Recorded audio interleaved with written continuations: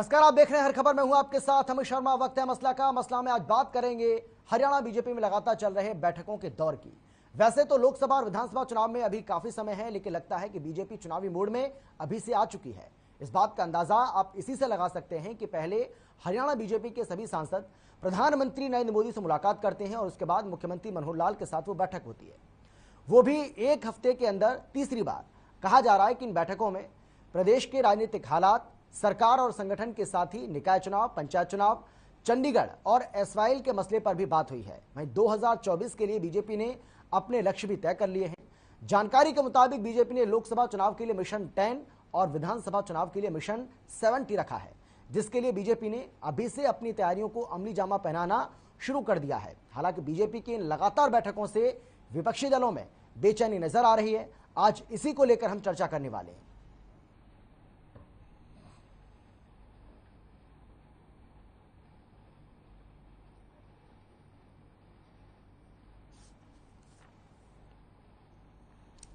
तो बीजेपी सांसदों के साथ सीएम की बैठक, और ये तीसरी बार ऐसा हो रहा है जब एक ही हफ्ते के अंदर, यानी कि एक हफ्ते में तीसरी बार मुख्यमंत्री मनोहर लाल के साथ बीजेपी के सांसदों की यह बैठक हुई है। और ये जो तस्वीर आपको हम दिखा रहे हैं, ये कल की तस्वीरें हैं जब प्रधानमंत्री नरेंद्र मोदी के साथ बीजेपी सांसदों ने बैठक की है। प्रधानमंत्री नरेंद्र मोदी ने उन्हें नाश्ते पर बुलाया था और ये चिंतन और मंथन का दौर कई घंटे तक चला, जिसमें बीजेपी के सभी लोकसभा और राज्यसभा सांसद मौजूद रहे। उसकी तस्वीरें आपको हम दिखा रहे हैं। और ये आज की तस्वीरें जहां पर आप देख सकते हैं मुख्यमंत्री मनोहर लाल के साथ ही बीजेपी के प्रदेश अध्यक्ष ओम प्रकाश धनखड़ और तमाम जो लोकसभा सांसद हैं और राज्यसभा सांसद हैं बीजेपी के, वो भी इस बैठक में मौजूद रहे। आज इसी को लेकर हम चर्चा करेंगे, लेकिन कौन कौन खास मेहमान हमारे साथ मौजूद हैं, सबसे पहले उनसे आपका हम परिचय करा देते हैं। हमारे साथ बीजेपी की ओर से भूपेंद्र सिंह जी हैं, हमारे साथ राज सिंह जी हैं कांग्रेस की तरफ से, उसके साथ ही विजेंद्र रेणु जी हैं इनेलो की तरफ से। आप सभी का बहुत स्वागत है। लेकिन सबसे पहले भूपेंद्र जी, मैं आपके पास आते हुए सर, देखिए लोकसभा और विधानसभा चुनाव में अभी काफी समय है। 2024 में लोकसभा और विधानसभा का चुनाव होना है। अगर लोकसभा विधानसभा चुनाव से जोड़कर इन बैठकों को देखें सर, तो क्या उचित रहेगा? लेकिन हम ये जानना चाह रहे हैं कि इन बैठकों के मायने क्या निकाले जाएं, ये आप खुद ही बता दीजिए। पार्टी के प्रवक्ता होने के नाते आपके पास जानकारी होगी कि इन बैठकों के जो मायने हैं वो क्या निकाले जा सकते हैं। हम जो मायने निकाल रहे हैं वो ठीक है या गलत है, या आप बेहतर तरीके से बता पाएंगे?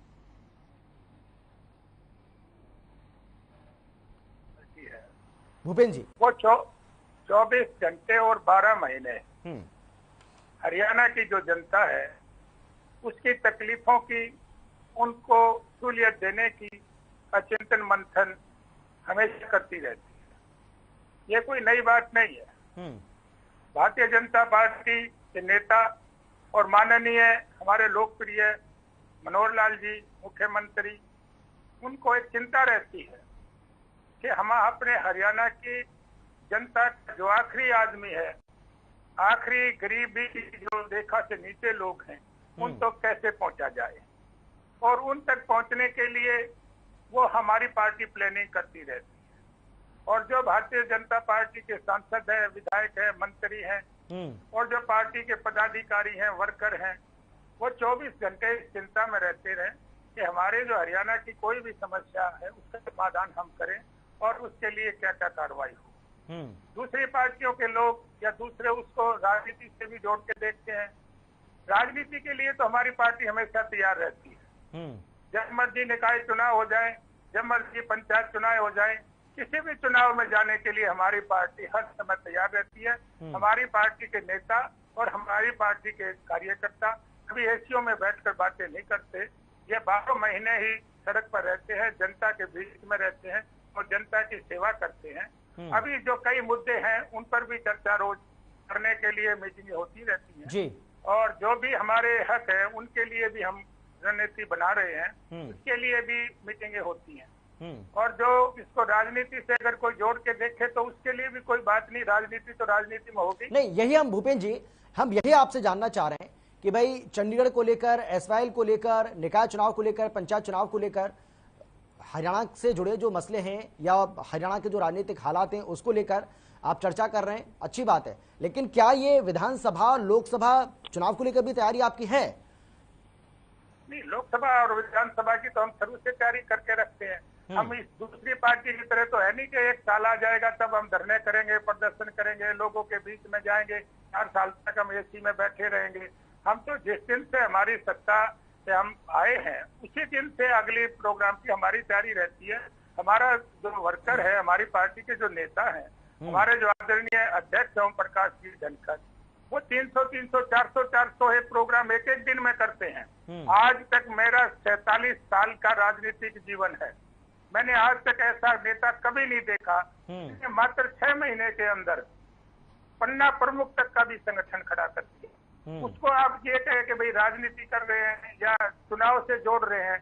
हमारी पार्टी का एक प्रोसेस है जो हमेशा चलता है। बिल्कुल सही बात है, और हर पार्टी को अपना अधिकार है, वो अपने तरीके से तैयारी कर सकती है, चाहे वो लोकसभा चुनाव की हो, विधानसभा चुनाव की हो, निकाय चुनाव की हो, नगर निगम चुनाव की हो, या कैसा भी चुनाव हो। और आपकी पार्टी तो ये दावा भी करती है कि हर चुनाव को, चाहे वो छोटा चुनाव हो या फिर बड़ा चुनाव, हम हर चुनाव को एक तरीके से लेते हैं और हमारी पूरी कोशिश होती है कि उस चुनाव में जीत हासिल करनी है किसी भी सूरत में।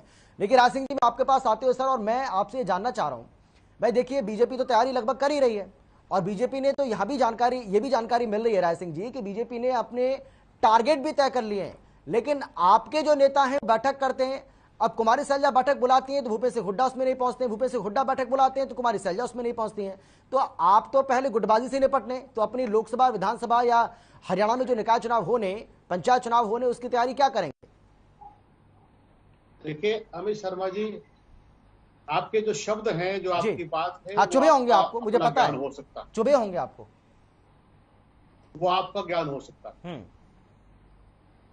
जहां तक कांग्रेस पार्टी की राजनीतिक गतिविधियों और एक विपक्ष की भूमिका है, हरियाणा प्रदेश के अंदर हमारी लोकप्रिय अध्यक्ष आदरणीय कुमारी सैलजा जी ने इस प्रकार, देखिए जब लोकसभा चुनाव हुआ, लोकसभा चुनाव में 10 की 10 सीटें जो है वो कांग्रेस पार्टी का, लेकिन अगले 2 महीने बाद जिस प्रकार विधानसभा चुनाव हुए, जहां बूथ स्तर पर कार्यकर्ता कमजोर था, हताश था कि किस प्रकार हमारी हार, लेकिन कुमारी सैलजा जी के संगठन के अनुभव ने और पूरे हरियाणा में उनकी कार्यशैली, उनकी जवाबदेही और जिस प्रकार उन्होंने संगठन के माध्यम से चुनाव में जाकर हर विधानसभा में, 90 विधानसभाओं में नहीं, लगभग 70% विधानसभाओं में जाकर जिस प्रकार कैंपेन किया, आप देखिए जो 75 पार की बात करते, जो लोकसभा चुनाव में 79 सीटों पर आगे थे वो 40 पर आकर रुके, और हरियाणा प्रदेश के अंदर 31 विधायक हमारे कांग्रेस के बने। ये तो हमारी कार्यशैली है। केवल 2 महीने के बाद चुनाव की, मैं भाजपा के सम्मानित प्रवक्ता की उस बातों पर कटाक्ष नहीं करूंगा, उसकी आलोचना नहीं करूंगा जो उन्होंने कही है, वो एक चर्चा अलग विषय हो जाएगी।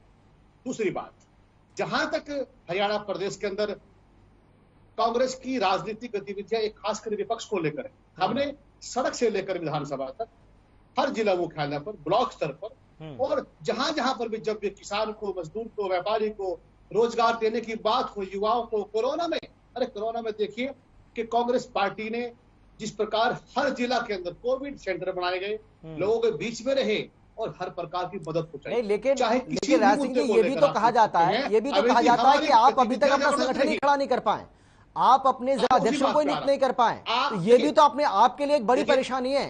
भाई आपके जो नेता है वो एकजुट नहीं हो पा रहे हैं, आप संगठन खड़ा नहीं कर पा रहे हैं, तो बीजेपी से मुकाबला कैसे करेंगे, ये एक बड़ा सवाल है और ये हर कोई जानना चाहता है।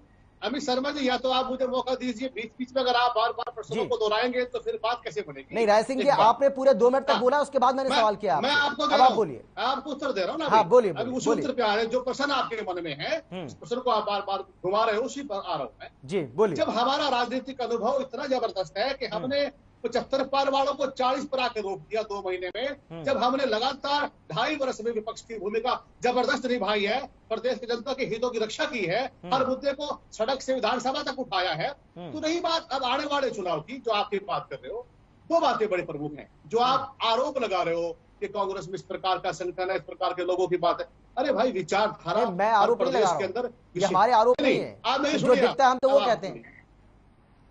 देखिए जो हमारी राजनीतिक विचारधारा है, जहां पर लोकतंत्र मजबूती से हर व्यक्ति की आवाज को उठाया जाता है, वो कांग्रेस में संभव है, और कांग्रेस में सबके मतों से मिलकर ही एक समान रूप से लोकतंत्र की परिधि से आगे जाकर हम सब मिलकर विचारों के कारण कांग्रेस को मजबूत कर रहे हैं। कांग्रेस के सभी नेता अपने इलाके में, अपने प्रभाव में, अपने तरीके से, चाहे वो हमारे आदरणीय लोकप्रिय अध्यक्ष कुमारी शैलजा जी हो, उन्होंने पूरे हरियाणा में दौरे किए हैं, चाहे विपक्ष के नेता हो चौधरी भूपेंद्र सिंह हुड्डा, ये दूसरे बड़े तमाम नेता जिनका हर हरियाणा के हर इलाके में अपना प्रभाव है, अपने कार्यकर्ता होते हैं, अपने साथी होते हैं, उनके बीच में जाकर वो लोगों के बीच में है और उन सबका केवल एक उद्देश्य है कि किस प्रकार कांग्रेस को मजबूत करना है और हरियाणा प्रदेश में जो भाजपा की सरकार है उसकी जन विरोधी नीतियों को जनता के बीच में उठाकर विपक्ष की भूमिका निभाना है।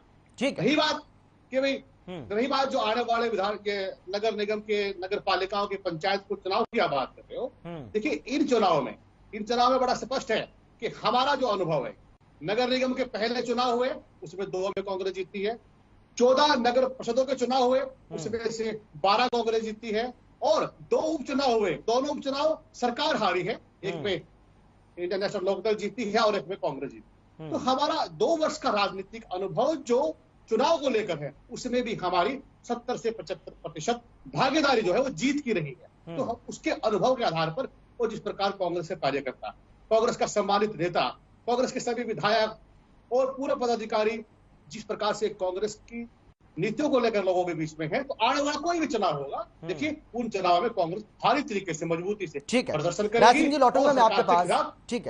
ठीक है विजन जी, विजन जी मैं अभी देख रहा था कि राय सिंह जी जब कुछ कह रहे थे तो आप मुस्कुरा रहे थे, आपको हंसी आ रही थी।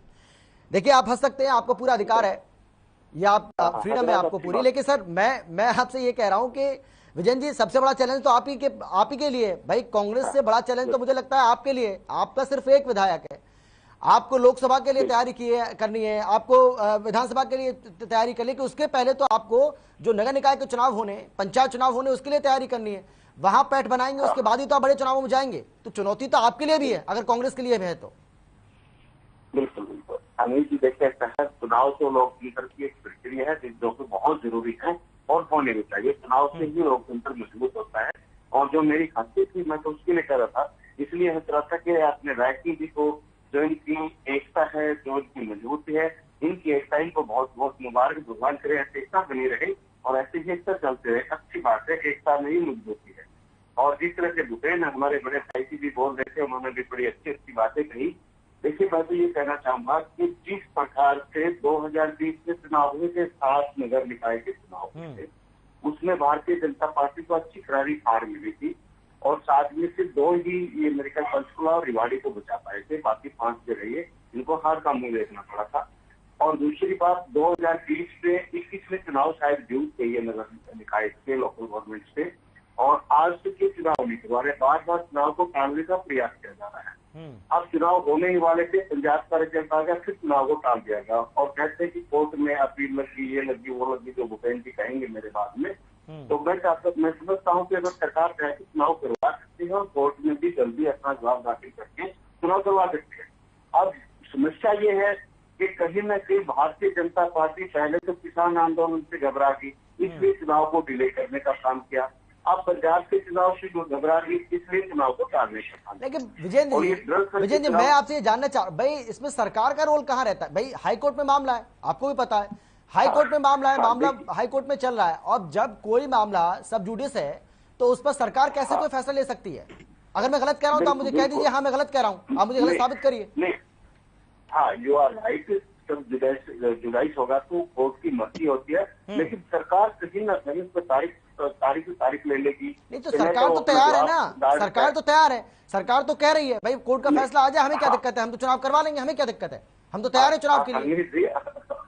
आप अच्छे से जानते हैं कि हाथी के दांत दिखाने की ओर होते हैं और खाने की ओर होते हैं। ये कहने की बातें अलग हैं, करने की बातें अलग होती हैं, ये सारी अलग की अलग बात है। दूसरी बात जो आपने इस बात की मेरे से कहा है, इंडियन नेशनल लोकदल पार्टी संगठन के मामले में हमेशा मजबूत रही है और चौधरी ओम प्रकाश जी चौटाला एक सर्वमान्य संगठन करता है, जिनका संगठन हमेशा ही मजबूत रहा है। और अब अरे भाई साहब भी जो है बहुत ही मजबूती से इन्होंने अपना संगठन खड़ा कर रखा है। आप 24 घंटे का नोटिस गवर्नमेंट से दिलवाइए कि 16 तारीख को इलेक्शन होने हैं, हम पूर्ण रूप से तैयार हैं, नगर निगम के भी, नगर निकाय के भी, और जो हमारे जिला परिषद के चुनाव के लिए इंडियन नेशनल लोकदल पार्टी का संगठन बड़ी मजबूती के साथ तैयार खड़ा है। जब भी डेट आएगी हम हर जगह चुनाव लड़ेंगे और इसमें जीत भी हासिल करने का काम करेंगे।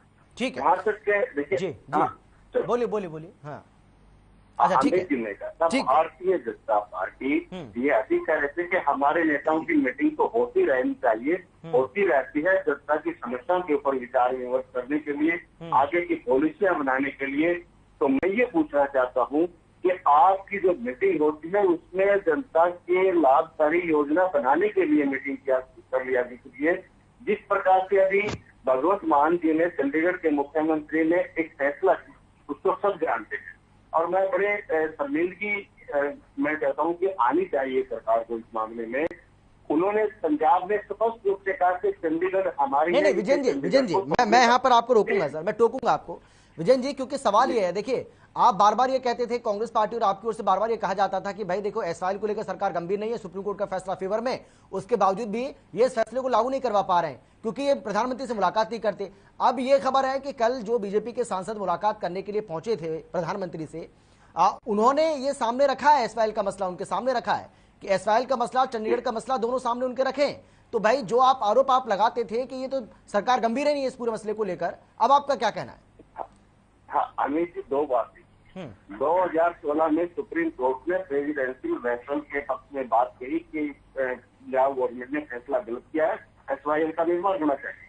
और उस टाइम माननीय मुख्यमंत्री जी सभी विधायकों को लेकर के हमारे कृषि मंत्री जी से मिले और उन्होंने ये आश्वासन दिया था कि मैं जल्दी ही प्रधानमंत्री जी से टाइम लेकर के प्रधानमंत्री जी से मिलूंगा। 2017 से लेकर के अमित जी 2022 तक ये प्रधानमंत्री जी से समय नहीं ले सके एसवाईएल मुद्दे के ऊपर अपना पक्ष रखने के लिए। 2017 से आज तक लिया हो तो बता दीजिए। दूसरी बात, आपने आपकी बात का पहले नहीं, आप तो ये कह, लेकिन अब ये तो कह दीजिए कम से कम कि देर आए दुरुस्त आए, कुछ तो कहिए। हाँ वो कहूंगा ना, अभी मैं उसी बात पर रफाक वाली बात करा रहा हूँ। अभी जो देखिए विशेष सत्र बुलाया, अजय सिंह जी ने प्रेस नोट के माध्यम से मुख्यमंत्री से मिलकर के बुलाए, कहा कि सभी पार्टियों का एक विशेष सत्र बुलाया जाए और इसका एक निंदा प्रस्ताव पास करके प्रधानमंत्री जी को भेजेगा सामने। अब जो विशेष सत्र बुलाया, अमित जी आप भी मेरी बात से सहमत होंगे, अब मुझे थोड़ा उसी आवाज में कहना पड़ेगा, हमारे गृह मंत्री जी विशेष सत्र के दौरान कहते हैं कि हमने अंगद का पांव रख दिया चंडीगढ़ में, इस पैर को कोई उठा नहीं सकता।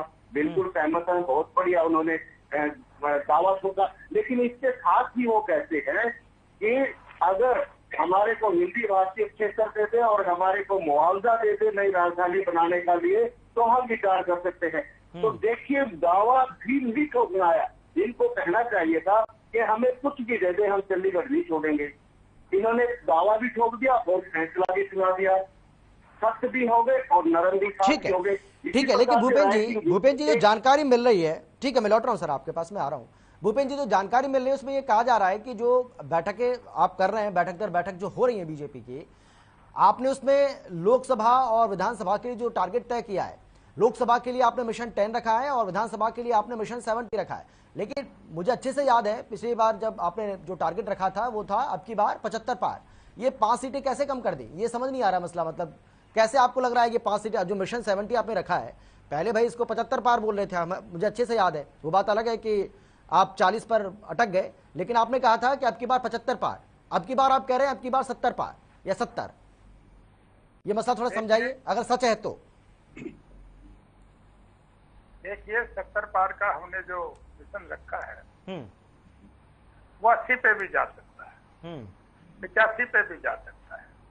मैं दोनों, मेरे आदरणीय प्रवक्ताओं ने बातें की, मैं दोनों का ही जवाब दे देता हूँ क्योंकि लास्ट में हमारे माननीय लोक दल के प्रवक्ता ने अपनी बातें रखी। इनकी लोकप्रियता तो मुझे भी पता है और सारे हरियाणा को भी पता है। पिछले जो विधानसभा थी उनमें इनका अपोजिशन के लीडर होते थे और उस अपोजिशन की लीडर से ये एक सीट पर आ गए। इनका संगठन कितना मजबूत है, ये कितने लोकप्रिय है, ये तो जनता के सामने आ चुका है। इसलिए मैं इनके बारे में ज्यादा चर्चा न करता हुआ मैं कांग्रेस की बात पे आता हूँ। मेरे आदरणीय साथी ने कहा कि कांग्रेस 31 सीट पे चली गई। मैंने पिछले 2 साल से, 2.5 साल से कहीं भी ये नहीं सुना कि कांग्रेस के 31 एमएलए हैं। मैंने ये सुना कि शैलजा के 7 एमएलए हैं, हुड्डा के 18 एमएलए हैं, 20 एमएलए हैं, कुलदीप बिश्नोई अलग एमएलए है, किरण चौधरी अलग एमएलए हैं।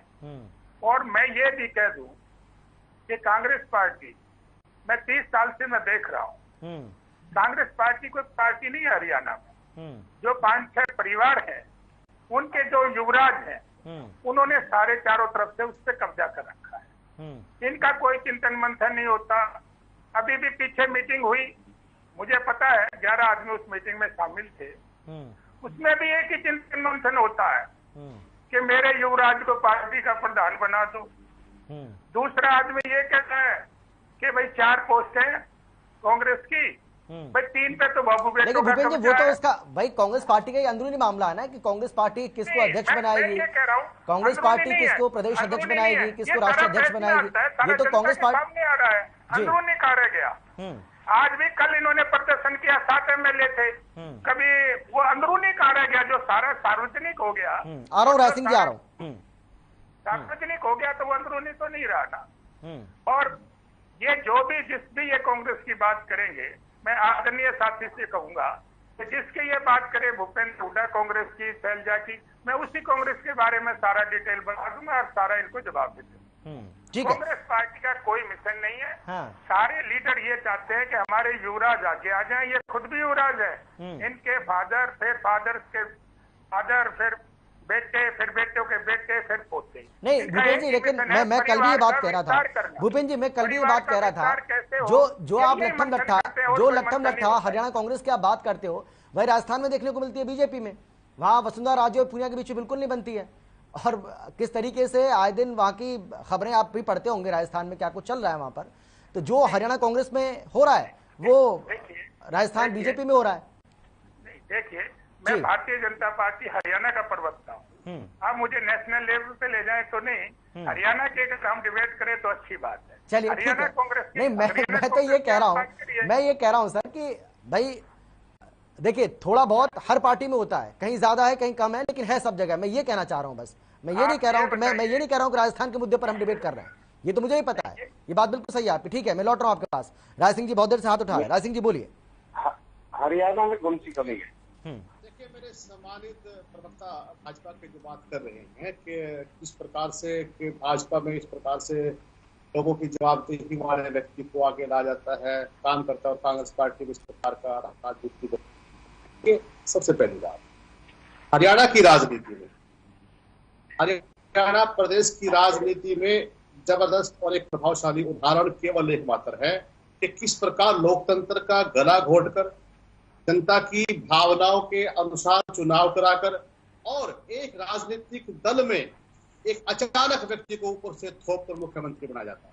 उनका नाम है मनोहर लाल खट्टर, जिन्होंने कभी भी धरना नहीं किया, प्रदर्शन नहीं किया, जनता की हितों के लिए आंदोलन नहीं किया, सड़क पर नहीं आए, विधानसभा घेराव नहीं किया, लेकिन क्योंकि वो खिचड़ी बनाने में बड़े माहिर हैं मान्य खट्टर साहब, तो उन्होंने उस लेकिन राय सिंह जी भाई 5 साल उन्होंने सरकार चलाई, उसके बाद दोबारा भी बीजेपी सबसे बड़ी पार्टी बनकर उभरी ना, वो बात अलग है, पूर्ण बहुमत नहीं मिला, लेकिन उन्हीं के नाम पर चुनाव लड़ा और सबसे बड़ी पार्टी बनकर उभरी। तो इस बात को 8 साल के बाद, 8 साल, राय सिंह जी मैं ये जानना चाह रहा हूँ आपसे, राय सिंह जी देखिए मैं बहुत बड़ी बात कर रहा हूँ, राय सिंह जी मैं बहुत बड़ी बात कर रहा हूँ, 8 साल के बाद इन सब बातों के मायने रह जाते हैं जो आप कह रहे हैं, आपको लगता है? मैं आपकी बड़ी बात का जवाब दूंगा जी। देखिए किस प्रकार से उन व्यक्ति को, माननीय मनोहर लाल खट्टर जी जो आरएसएस के व्यक्ति थे, जिन्होंने आरएसएस की शिक्षा दीक्षा लेकर हरियाणा में अचानक से मुख्यमंत्री कुर्सी पर आकर बैठ गए, जो यहाँ पर काम करने वाले लोग थे, जो भाजपा के कैडर के लोग थे,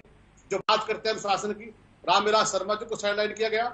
उसके बाद कैप्टन अभिमन्यु जी जो मुख्यमंत्री की दौड़ में पूरे हरियाणा के अंदर पोस्टर लगवा रहे थे, रामविलास जी कह रहे आपकी बारी, दक्षिण की बारी, अलग अलग लोगों ने, कृष्णपाल गुर्जर जी ने, किस प्रकार से हरियाणा के 5-7 जो बड़े नेता थे बीजेपी के, वो कहा मुख्यमंत्री बनना चाहते थे, लेकिन किस प्रकार मनोहर लाल खट्टर जी को बढ़ाया गया। उसके बाद क्या हुआ? अब आप आते हैं अब बात करते हो आप कि उसके बाद जब सेकंड टाइम आया जो 75 की बात करते थे, 40 पर आकर रुके, 40 पर आकर रुकने के बाद भी जो हरियाणा के टॉप के कैबिनेट मंत्री थे, जो 5-6 कैबिनेट मंत्री थे और इनके प्रदेश के अध्यक्ष जिनके संगठन की वकालत कर रहे हैं मेरे सम्मानित प्रवक्ता, आप कहेंगे वो चुनाव हारे जब तू है पूरी तरह हारे हैं सारे के सारे, कहां पर प्रभाव रहा उनका? अरे पूरे हरियाणा के लोगों ने जिनको नकार दिया, उसके बावजूद एक और देखिए आप, मनोहर लाल खट्टर जी ने सिरसा में जाकर कहा था कि चौधरी देवीलाल के बाद ओम प्रकाश चौटाला की जो राजनीतिक विरासत है, मैं उनके कपड़े खुंटी पर टांग दूंगा। कहा था, सरेआम और रिकॉर्ड कहा था, डबवाड़ी में कहा था। लेकिन हुआ क्या कि इस प्रकार जेजेपी ने कांग्रेस भाजपा के खिलाफ चुनाव लड़कर जनता में जाकर वोट हासिल की, और लेकिन क्योंकि वो सत्ता के खेल के अंदर माहिर हैं और सत्ता के खेल के माहिर में उन्होंने सरकार का समर्थन किया, और दूसरे एक निर्दलीय विधायक रणजीत सिंह चौटाला जी हैं। तो आज क्या हो रहा है? आज क्या है कि हरियाणा के अंदर मनोहर लाल खट्टर जी सुबह और शाम दादा और पोते का चिंतन करते हैं, उनका मंथन करते हैं, उन्हीं के रख रखाव में देखभाल में लगे रहते हैं। ये तो इनकी कहावत है, इनका तरीका है राजनीति करने का। रही बात कांग्रेस पार्टी की, कांग्रेस पार्टी का प्रत्येक कार्यकर्ता, प्रत्येक नेता समर्पित। अरे चुनाव की बात करते हैं भाजपा के लोग, ठीक कहा मेरे इनेलो के प्रवक्ता ने कि आप कह रहे हैं कि भाई जो कोई मामला जुरिडिक्शन में है उसमें सरकार का क्या रोल होता है। सरकार का बहुत बड़ा रोल होता है। एक वर्ष से केवल एक मांग है, हाई कोर्ट के अंदर केवल पंचायती राज चुनाव को लेकर एक मांग है कि आरक्षण की श्रेणी को निर्धारित कीजिए। लगातार 15 तारीख चली गई है। क्या सरकार के पास कोई टीम नहीं है? सरकार के पास काम करने का तरीका नहीं है? किसी प्रकार से कोई बात रखने वाले अधिकारी नहीं है, कर्मचारी नहीं है? क्या सरकार के पास कोई कमेटी नहीं है कि वो आरक्षण की श्रेणी का प्रावधान वहां पर रखे? अरे जब चुनाव से भाग रहे हो आप, तो तरीका होता है सरकार का। बात करें बंद कमरे में चुनाव की तैयारी, अरे इन्हें मैदान में आने दो ना, मैदान में आने दो। हरियाणा की जनता तय करेगी इनकी चुनावी तैयारी को, इनकी लोकप्रियता को, इनके संगठन को, इनके पन्ना पर्चा प्रमुखों को। अरे प्रदेश के लोग वेट कर रहे हैं, प्रतीक्षा कर रहे हैं कि जब ये मैदान में आएंगे। इनको करारी हार जैसी 2 साल में पहले चुनाव में मिली है, आगे भी मिलेगी। ठीक है, विजेंद्र जी बोलिए। हाँ, मैं ये कह रहा था, हमारे बड़े भाई ने कहा कि इनेलो की लोकप्रियता की बात इन्होंने उठाई। आप शायद ये भूल गए तो 2-4 महीने में ही बहुत जल्दी भूल जाते हैं। इस बार ये अपनी लोकप्रियता को इतना जल्दी क्यों भूल रहे हैं, मैं इनको याद दिलाना चाहूंगा कि माननीय मुख्यमंत्री जी का हेलीकॉप्टर आसमान में चक्कर काटता है और ग्राउंड पर नीचे उतरने के औकात में टेंट सबूत फाड़ दिए जाते हैं। अरे किसी दुख और सुख में अपने रिश्तेदारों तक के यहाँ लोगों ने इनको जाने नहीं दिया, गांव में घुसने नहीं दिया। इतनी बड़ी अलोकप्रियता अगर आप इसको लोकप्रियता मानते हैं तो इसकी आपको मैं बधाई देता हूँ। और ये लोकप्रियता जो है आपकी बनी रहेगी और ये बनी भी रहेगी। इसी प्रकार से कार्य करते रहोगे तो इसी प्रकार से बनी रहेगी। दूसरी बात इन्होंने की कि एक विधायक है, एक विधायक। देखिए, उस एक विधायक ने भारतीय जनता पार्टी और जेजेपी गठबंधन सरकार को ऐलनाबाद में घुटने टिकाने पर मजबूर किया। 2 उपचुनाव हुए, एक जगह कांग्रेस ने घुटने टिकवा दिए और एक जगह 2000 में घुटने टिकवा दिए। ये भी इतिहास की बात है कि मौजूदा सरकार जिसका एक लंबा शासनकाल पड़ा हो और थोड़ा सा कहीं शासनकाल गुजरा हो और इस प्रकार से यदि सरकार बाई इलेक्शन हारती है तो मैं समझता हूँ सरकार के नहीं विजेंद्र जी, अगर इस बात में दम है, विजेंद्र जी अगर इस बात में दम है कि भाई हमने 70 टारगेट रखा है लोग विधानसभा चुनाव के लिए, अगर विधानसभा चुनाव के लिए 70 का टारगेट है तो इसका मतलब है कि भाई आपकी सरकार बनेगी, पूर्ण बहुमत के साथ सरकार बनेगी, किसी की जरूरत आपको पड़ेगी नहीं, क्योंकि अब तो गठबंधन में सरकार चला रहे हैं। तो मैं ये जानना चाह रहा हूं आपसे कि जो आपको छोड़कर गए फिर उनसे क्या उम्मीद कर रहे हैं आप? नहीं, उनसे तो हमें क्या उम्मीद, हम तो जनता पे उम्मीद लगाए हुए हैं। जनता की उम्मीद के सारे हम काम कर रहे हैं और जनता ये हमारे को आशीर्वाद देने का काम करेगी। जो छोड़ करके चलेंगे उन पर तो उम्मीद लगाना भी मैं समझता हूँ कि जो है ना वो सही बात नहीं होगी। हमारे अपने दम पर इनेलो पार्टी आज किस प्रकार से इंडियन नेशनल लोकदल भाई नारे तो उधर से भी लग रहे हैं ना विजय जी, मैं इसलिए पूछ रहा हूँ आपसे कि नारे तो उधर से भी लग रहे हैं भाई, नारे तो उधर से भी लग रहे हैं कि दुष्यंत चौटाला को सीएम बनाना है, प्रण लिया जा रहा है। मैं आ रहा हूँ। अगर देखो दुष्यंत चौटाला को भारतीय जनता, मैं सही कह रहा हूँ ना? अभी सुने होंगे आपने अभी। हाँ सुना है और पहले भी सुना था, आया सीएम आया, तो सारी बातें सुनी हुई है और हम उनके अंदर से गुजर करके यहाँ तक पहुंचे हुए हैं। दूसरी बात अनिल जी, पंजाब का आप देख लीजिए हाल, भारतीय जनता पार्टी का शासन हुआ करता था और 17 तक तो शासन था। आज 2 सीट पर सिमट करके चलिए, एक राजकीय पार्टी और 2 सीट पर रुक जाती है तो एक क्षेत्रीय पार्टी यदि 1 सीट पर रुक जाती है तो इनको तो कहना नहीं चाहिए। तो हरियाणवी में एक बात कहते हैं, खास से बोलने की सारणी की रोल है जिसमें सैकड़ों छेद होते हैं। अरे पंजाब में आपने अपनी हालत नहीं देखी, उस पर विचार दे कि आपने इंडियन नेशनल लोकदल पार्टी के ऊपर ऑब्जेक्शन करने का ये बात की, आपको तो कहनी नहीं चाहिए ये बात। दूसरी बात, जो जिस प्रकार से बड़ौदा उपचुनाव में आपको करारी शिकस्त मिली, उससे भी आपने सबक नहीं लिया और फिर भी आप जो दावा ठोक इलेक्शन से आप भाग रहे हो। अभी हमारे राय सिंह ने बड़ी स्पष्ट बात कही कि अगर सरकार चाहे 15 पेशियां लग चुकी है और सिर्फ एक छोटा सा जवाब देने के लिए सरकार के पास मशीनरी नहीं है क्या? सब कुछ है सरकार के पास, लेकिन वो इलेक्शन से जानबूझ कर भाग रही है, उसको डिले कर रही है, आगे पिछले का काम कर रहे हैं। मेरे बड़े भाई भूपेंद्र जी, आप चुनाव की डेट लेकर के आइए, हम मैदान में तैयार खड़े हैं, जनता फैसला करेगी, जनता कटे फेर देगी। एक फ्रेंडली मैच होने तो आप होने ही नहीं दे रहे, आप तो उसको कभी कोर्ट में रोक लेते हो और कभी फाइलों में रोक लेते हो। आइए आइए, हम तैयार बैठे हैं, हम इंतजार कर देंगे आपका। भूपेंद्र जी भाई, बार बार ये आरोप आपके ऊपर लगाया जा रहा है कि पंचायत चुनाव को तो आप जानबूझकर टाल रहे हैं, बहाना लिया जा रहा है कि कोर्ट में मामला है इसलिए नहीं हो पा रहा है। देखिए, पहले तो मैं मेरे आदरणीय साथी जो कांग्रेस के प्रवक्ता हैं, मैं उनकी बात का जवाब दूंगा। उन्होंने मनोहर लाल जी के ऊपर क्वेश्चन किया है। माननीय मनोहर लाल जी हमारे जो मुख्यमंत्री हैं वो इतने लोकप्रिय हैं कि हम उनका चुनाव होने से पहले उनको हमने as a chief minister declare किया। नहीं, वो सवाल तो मैंने कर लिया उनसे। कांग्रेस पार्टी में ये हिम्मत नहीं है कि वो किसी के नेता का नाम भी डिक्लेयर कर, और अगर ये बारी बारी कहे तो मैं बारी बारी सबकी बात कर दूंगा। मुझे सबका पता है कौन किस पोजीशन में खड़ा है। और दूसरी, ये निकायों के चुनाव की बात करते हैं तैयारी की, साथ ही मुझे यही बता दे, मुझे ये भी पता है जब चुनाव डिक्लेयर हो जाता है, कैंडिडेट का सिलेक्शन होता है, जब तक ये मेरे साथी यही डिसाइड नहीं कर पाते कि हम पद पे चुनाव लड़ेंगे कि नहीं लड़ेंगे। ये इनका हाल है।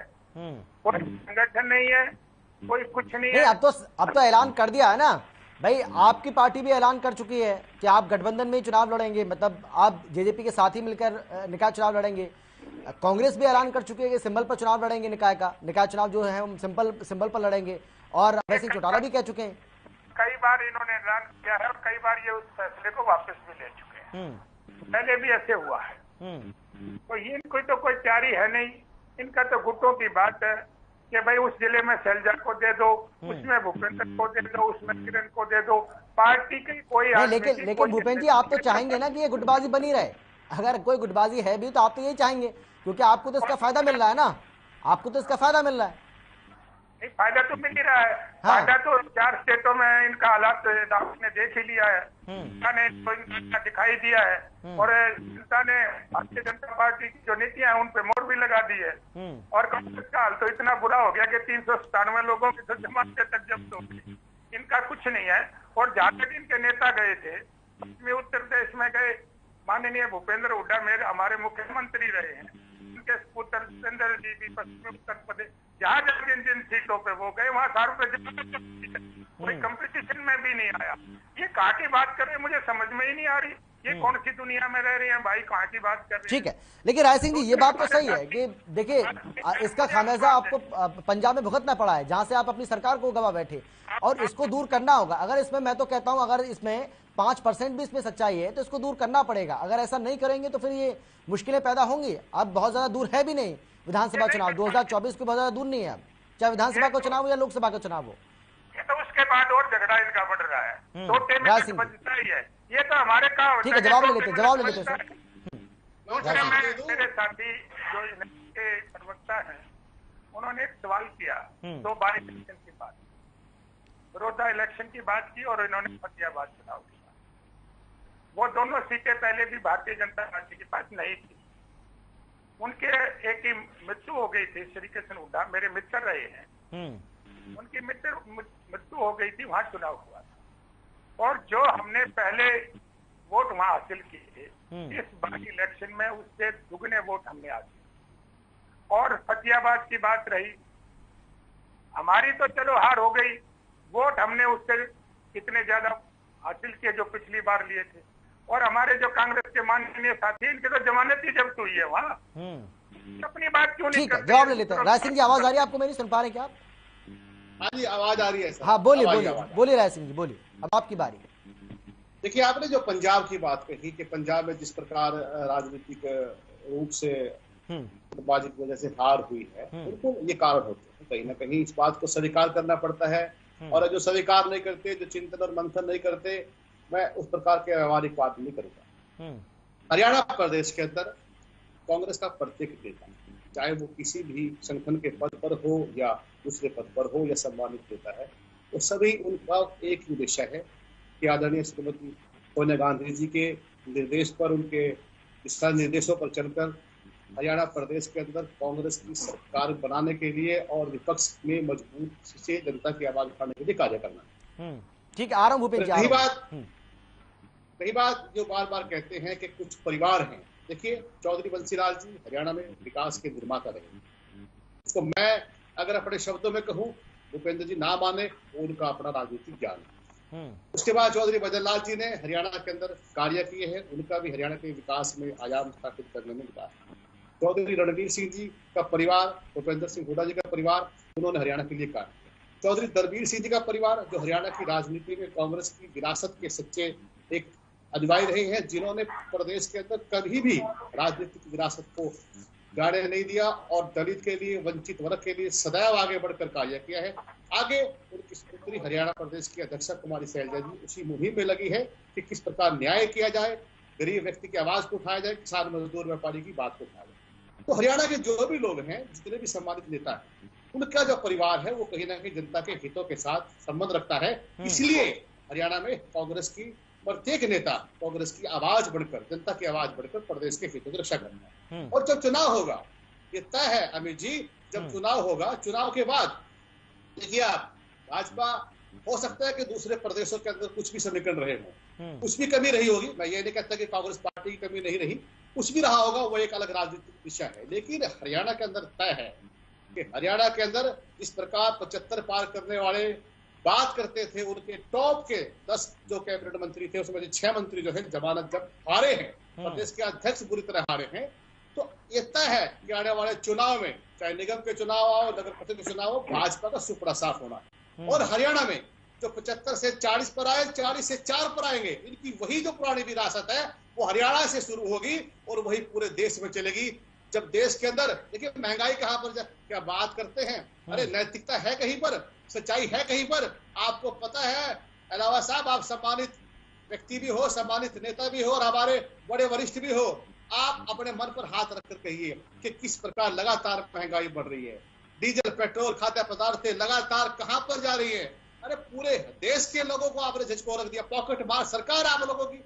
बातें करते समय होता है चीजों का, समय के अनुसार समझिए, देखिए कि किस प्रकार के हालात है। रोजगार कहाँ की बात है, रोजगार देने के मामले में। और बात करते हैं लोकप्रियता की, मुख्यमंत्री हरियाणा के सर्वे हुआ था, अमित जी आपको भी पता है, सर्वे में जब पूरे देश के मुख्यमंत्रियों का सर्वे हुआ तो मनोहर लाल खट्टर जी सबसे नीचे जाकर 21वें पायदान पर थे लोकप्रियता के मामले में। और इनकी कार्य कुशलता देखिए आप कि किस प्रकार लगातार फैसले बदलते हैं, लगातार वायदे बदलते हैं, लगातार नई नई बातें करते हैं और लोगों को बहकाने का प्रयास करते हैं। लेकिन ये राय सिंह जी, अगर इतना सब है, में कुछ कहते हैं, मैं ये जानना चाह रहा हूँ, इतना सब है तो ये जनता को समझ क्यों नहीं आ रहा, समझ नहीं पा रहे इन्हें करना क्या है। लेकिन जनता ने फैसला कर लिया इनको हटाने का। चलिए ठीक है, विजय जी बोलिए। मैं विजय जी, लेकिन मैं एक सवाल भी आपसे करना चाहता हूं। मैं ये कह रहा हूं, देखिए परिवारवाद को लेकर बीजेपी पार्टी जो हमलावर रहती है, वो परिवारवाद आपके यहाँ भी नजर आता है। और ये परिवारवाद का जो आरोप आपके ऊपर बीजेपी पार्टी लगाती है, कहीं ना कहीं जनता को समझाने में ये कामयाब हो जाते हैं कि वाकई में ये परिवारवादी पार्टियां हैं और इसीलिए परिवार के बाहर ये सोच नहीं सकती हैं। और मुझे ऐसा लगता है कि कहीं ना कहीं जनता को ये बात समझ भी आ रही है और इसीलिए थोड़ा सा मुश्किलें होती हैं आपको। नहीं अमित जी, ऐसी कोई बात नहीं है। अगर परिवार की बात ये करते हैं तो मैं इनको पूछना चाहता हूँ कि चौधरी वीरेंद्र सिंह जी फील्ड मंत्री होते हैं, उनके बेटे को सांसद क्यों बनाया जाता है, उनकी पत्नी को विधायक क्यों बनाया जाता है? अगर ये परिवारवाद की बात करते हैं, सुषमा स्वराज की बहन है, माननीय हमारी सुषमा स्वराज जी थी केंद्रीय मंत्री, उसकी बहन को वंदना शर्मा को क्यों टिकट दी जाती है? और कितने सारे मैं उदाहरण गिनाऊंगा। ये तो सब एक कहने की बात है। परिवारवाद अगर नहीं है तो मैं समझता हूँ कि भारतीय जनता पार्टी में सबसे ज्यादा परिवारवाद है। अगर ये मुख्यमंत्री की बात करें तो प्रधानमंत्री की बात करें, ये सिर्फ 2 उदाहरण लेकर के चल रहे हैं, जिनके परिवार ही नहीं है तो उनका तो परिवारवाद कहाँ से होगा? लेकिन जो नीचे वाली कमान है उनका पिता परिवारवाद भी है। नहीं, मैं ये सवाल इसलिए आपसे कर रहा था विजय जी, आपने देखा होगा कि बीजेपी के स्थापना दिवस के मौके पर चाहे वो प्रधानमंत्री नरेंद्र मोदी हो, चाहे वो मुख्यमंत्री मनोहर लाल हो, दोनों की ओर से परिवारवाद को लेकर परिवारवादी पार्टी आप लोगों को कहा गया और तमाम बातें कही गई और कहा कि किस तरीके से इन परिवारवादी पार्टियों ने देश को लूटा है, बहुत सारी बातें कही गई। तो परिवारवाद से, परिवार से आगे आप सोच नहीं पाते हैं, तो ये जो मैसेज जनता में या जनता को देने की कोशिश की जा रही है, क्या आपको लगता है कि ये भारी पड़ेगा आपके ऊपर या भारी पड़ रहा है? मेरी एक टिप्पणी है। सुनो, एक मिनट अमित जी, मैं ये कहना चाहूंगा आपके लोकप्रिय चैनल के माध्यम से पूरे देश और प्रदेशवासियों के सामने कि आज मुख्यमंत्री मनोहर लाल जी जो 42वें स्थापना दिवस के ऊपर परिवारवाद की बात उठा रहे हैं, इनके मन में कहीं ना कहीं ठीक है इस बात, इनके मन में कहीं ना कहीं इस बात का दुख उभर के आ रहा है कि शायद मेरा भी परिवार होता और मैं भी आगे किसी को बढ़ा लेता। अब इनका परिवार ही नहीं है तो ये क्या करेंगे, ये यही तो बात कहेंगे और क्या कहेंगे। इसी प्रकार से माननीय प्रधानमंत्री जी वो उसको भी स्वाद की चीज है कि शायद राज सिंह जी आ रहा हूं मैं, राज सिंह जी आ रहा हूं। मेरा परिवार भी आज आगे बढ़ जाता। भाई देखिए भूपेश जी, देखिए अगर परिवार है तो परिवारवाद भी होगा, बस ऐसे कि वो कैंडिडेट परिवारवाद के लायक हो, वो जन सेवा के लायक हो। अब जिसका परिवार नहीं है तो उनको तो टिक हो रही है इस बात की, उनको टिक नहीं होनी चाहिए। आदरणीय अजय सिंह जी चौटाला है, अपने दादा की, अपने पिताजी की विरासत को आगे बढ़ा रहे हैं, जनसेवा का कार्य कर रहे हैं। आज जिस प्रकार से लोकप्रियता के साथ अजय सिंह चौटाला आगे मैदान में है, जिस प्रकार से किसानों की इन्होंने सेवा की है, जिस प्रकार से उनके अंदर एक जज्बा है, सच्चे व्यक्ति हैं, सच्चे बोलने वाले हैं, अजय हैं, तो अगर वो इस प्रकार के व्यक्ति एक किसी राजनीतिक घराने से जुड़े हुए और वो समाज की सेवा के लिए आगे आते हैं तो मैं इसको परिवारवाद नहीं मानता हूँ। मैं ये जरूर मुझे भी दुख है इस बात का और मैं इसके बारे में कई बार चिंतन भी करता हूँ कि भगवान आप मुख्यमंत्री मनोहर लाल जी को भी एक बेटा दे दो ताकि उसकी विरासत को भी वो संभालने के लिए आगे आ जाए और उनकी एक पीस जो है ना मन की वो दिल की निकल जाए। दूसरी बात, एक बात हो जल्दी से अरे भाई एक बात है, आपने कहा कि आपकी इलेक्शन की किसी की कोई तैयारी है, आप क्या चाहते हैं हमारे अंदर की बात को और हम क्यों आपको बताएंगे। मैंने तो आपको एक खुला चैलेंज दे दिया कि आप आइए मैदान में, आप चुनाव की तारीख को घोषित कीजिए, हम आपको हर मोड़ पर आगे मिलेंगे और आपको वहां से भगाने का भी काम करेंगे, भगाने का मतलब हराने का काम करेंगे आपको और जीत भी हासिल करेंगे। ठीक है भूपेन जी भाई, उनका ये कहना है कि जिसका परिवार ही नहीं है वो कैसे परिवारवाद चलाएगा या परिवारवाद करेगा, वो जिसका परिवार है वो परिवारवाद करेगा। मेरे जो लोकल के आदरणीय साथी हैं उनकी मानसिकता पर पूरी तरह से परिवारवाद हावी हो गया। जो देश के प्रधानमंत्री होते हैं और स्टेट के मुख्यमंत्री होते हैं, उन सारा देश और सारा स्टेट उनके बेटे ही होते हैं। बिल्कुल, अगर सोचे तो। और हमारी पार्टी के जो नेता हैं वो हर अपने परिवार की बात नहीं करते, वो तो सारे हरियाणा के लोग जो आखिरी लाइन में बैठे हैं, गरीबी की आखिरी लाइन में, वो उनको भी अपने बेटे समझते हैं और उनको अपने बेटे समझ के उनको गरीबी रेखा से कैसे ऊपर उठाया जाए ये चिंतन मंथन करते हैं। और जो परिवारवाद के लोग हैं वो अपने बेटे, वो उनके बेटे पोते कैसे ऊपर जाए, वो उनके परिवार के विस्तार की बात करते हैं। ये मैं ये कह रहा हूँ, अब मैं कांग्रेस के साथी की भी उस पर आ जाता हूँ। अब इन्होंने लोकप्रियता की बात की, चौधरी रणबीर सिंह का नाम लिया, बहुत आदरणीय सम्मानित है। मुख्यमंत्री जी भूपेंद्र हुड्डा भी 10 साल चीफ मिनिस्टर रहे। ये परिवार लगातार 8 चुनाव आ रहा है, ये तो इनकी लोकप्रियता है। और 10 साल चीफ मिनिस्टर रहने के बाद मैं बहुत कम उम्र में राजनीति में आ गया था, 43 साल। मैंने इतना लोकप्रिय मुख्यमंत्री नहीं देखा कि जो 10 साल मुख्यमंत्री रहने के बाद 1,67,000 वोटों से भी ज्यादा से हार जाए। ऐसा लोकप्रिय नेता मैंने नहीं देखा कभी। और परिवार की बात सुन लो, मैं सोनीपत से बिलोंग करता हूँ। खुद आप अपने बेटे को तो इलेक्शन लड़ा दिया, रोज आप इलेक्शन लड़ने आ गया सोनीपत से। एक का दूसरा साथी जो बड़ौदा से जो भगवान को प्यारे हो गए, मेरे मित्र श्री कृष्ण हुड्डा, उसको रोहतक से सोनीपत भेज दिया। एक गन्नौर में जो हमारे रोहतक खरड़ गांव के रहने वाले थे उनको भी भेज दिया। सारे एक ही परिवार सारे उस पर कब्जा करने की कोशिश करेगा तो ये अच्छा नहीं होता। इसको परिवारवाद कहते हैं। कभी अपने भाई को इलेक्शन लड़ाओ, कभी अपने बेटे को लड़ाओ, कभी और किसी को, सिर्फ घर से बाहर जाने की इन्होंने कभी नहीं सोची। सारे परिवारों की बात कर रहा हूँ। जिस भाई का कांग्रेस साथी मेरा लेंगे, मैं उनके सारे के बता दूंगा किसने कितने इलेक्शन लड़े। राज सिंह जी बोलिए। देखिए अभी जी, परिवारवाद की परिभाषा भाजपा ने पूरी तरह बदल दी। परिवारवाद को इन्होंने व्यापक रूप दे दिया पूरे देश के अंदर, और इनके परिवारवाद का नाम है संघ परिवार। आज पूरे देश के अंदर देखिए कि राष्ट्रपति से लेकर प्रधानमंत्री और जितने भी मुख्यमंत्री हैं, कैबिनेट मंत्री हैं, उन सब की ये चेक होता है कि उनकी निकर कितनी पुरानी है, संघ में कब से जा रहे हैं। ये तो परिवारवाद है। दूसरा, जितने भी मंत्री हरियाणा के अंदर हैं, जितने भी विधायक हैं, उनके जो OHD PA लगे हुए हैं, जो काम देखते हैं, मुख्यमंत्री कार्यालय के अंदर जितने भी नियुक्तियां है राजनीतिक या प्रशासनिक, उन सब का बायोडाटा ये संघ परिवार तैयार करता है। अरे किस प्रकार की संघ परिवार से आपको दिक्कत क्या है? संघ परिवार से आपको दिक्कत क्या है? आप करते हो, आरोप लगाते हो। अपने अंदर झांकिए कि परिवारवाद की परिभाषा जो है वो नए तरीके से समाज में राजनीति में आप लेकर आए। और रही बात लोकप्रियता की, बार बार आपको लोकप्रियता इस बात से तय होती है कि मुख्यमंत्री जी की कार्यशैली पर, उनकी जवाबदेही पर, उनकी पारदर्शिता पर लोगों की क्या सोच है, किस प्रकार से कार्य करते हैं। हरियाणा के मुख्यमंत्री माननीय मनोहर लाल खट्टर जी को मैं जिस प्रकार आप कह रहे हैं ना कि है कांग्रेस के अंदर की बातें हमें पता है, अरे हमें नहीं पता है भाजपा के, कि भाजपा के खुद के लोग कहते हैं कि ऐसा मुख्यमंत्री किसी भी राजनीतिक दल में प्रदेश में ना दे तो ठीक है, क्योंकि किसी कार्यकर्ता की बात नहीं सुनते, सरेआम फरसा उठाते हैं, गाड़ी से उतार देते हैं, थप्पड़ मारते हैं, मोबाइल फेंकते हैं। ये तो हरकतें मुख्यमंत्री की कौन सी लोकप्रियता की है? कौन सा राजनीतिक ज्ञान उनको? किस प्रकार की बात करते हो आप? लोकप्रियता जनता तय करती है।